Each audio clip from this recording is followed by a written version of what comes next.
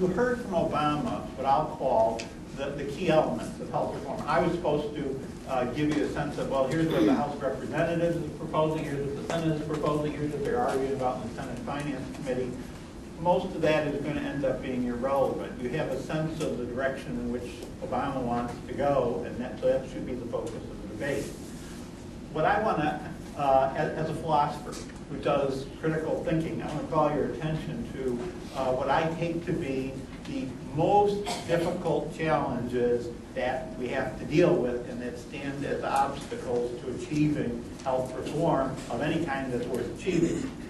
And the first obstacle is going to have to do with this whole issue of healthcare cost containment, what in the public press is referred to as bending that healthcare cost curve.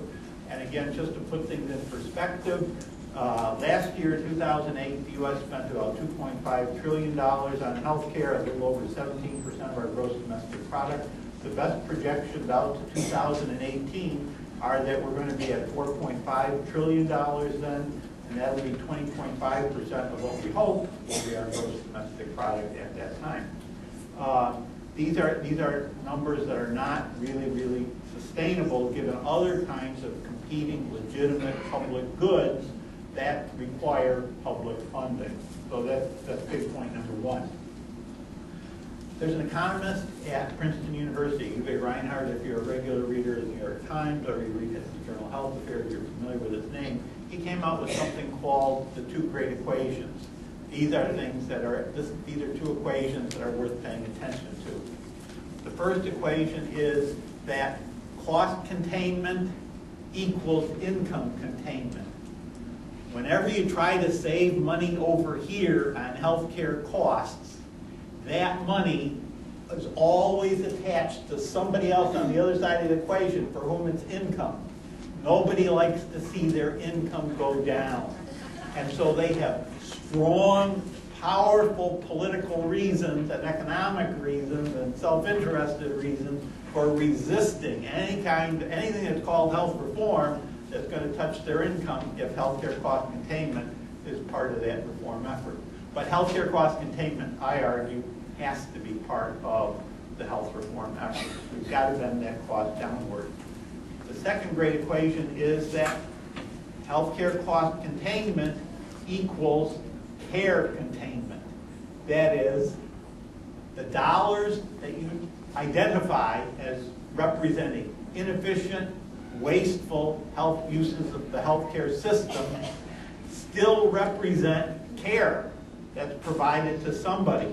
It is very often very marginally beneficial care that does very little good, but it's not as if it does no good at all.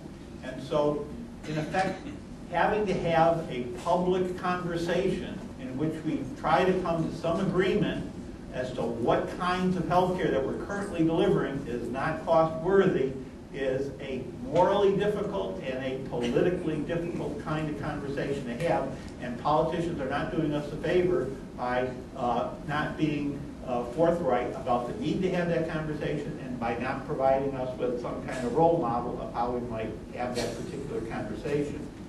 To be really explicit about this, keep in mind, most of you are familiar with the case of Terri Schiavo from about 3 years ago.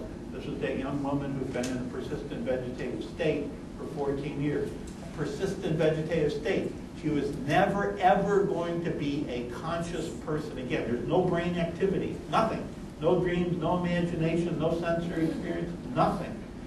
Cost of her care was, for the 14 years that we sustained her, somewhere in excess of $1.5 million. Okay? There may be as many as 25,000 patients in the U.S. right now who are just like her, who have bare biological life but no personal life. What we have to decide for ourselves right now, while we are perfectly rational and perfectly self-conscious and capable of thinking through this issue, is whether or not, if my future possible self were in that persistent vegetative state, would I have a moral right to demand from you that we use your money, your tax dollars, your premium dollars to pay for my care? Healthcare cost containment means care containment. Some people will say caring for patients in a persistent vegetative state is terribly wasteful and inefficient.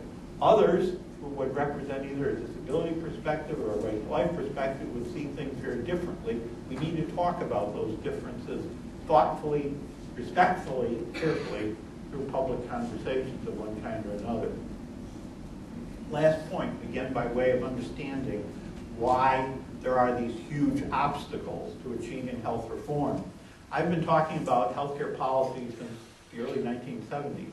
And in the 1970s, it was still the case that healthcare was really to be thought of as a non-profit service type enterprise. But the fact of the matter is that when you get beyond the 1980s, and when you look at everything that's happened in our healthcare system in terms of technological development and the creation of these huge hospital centers and surgery centers and diagnostic centers and so on, and the emergence of a huge for-profit sector in healthcare, healthcare is now, in the correct description, big business.